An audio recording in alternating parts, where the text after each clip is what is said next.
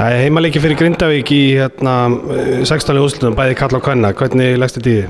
Bara mjög vel, það bara vonandi að fáum bara tvíhöfða. Það gerir þetta skemmtilega að fá fullt af fólki á völlinn. Karlaliðið fór greitt af stað í byrjun. Svo virtist svona eins og að fara að hellenda fæti þegar bandaríski leikmaður kom inn. Er þetta eitthvað sem búið að búsa til og laga? Já, þetta var bara smá hikst á díselvélinni og hún fer að malla í gang. Hjá kvennaliðinu, þar var útlit fyrir að þetta færi nú ekki vel af stað hjá okkur með búin að missa fullt af leikmönnum og reyndar ykkur í konir í staðinn, en svo fáið þið þarna Hvalreka í Sigurjónsjöfn. Hvernig leggst það í?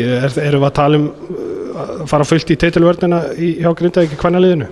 Já, klárlega. Við stefnum á alla titla og vinna alla leiki, þannig að við ætlum að verja þennan bikar, hann fer ekkert úr Grindavíkinni. Takk fyrir kærlega.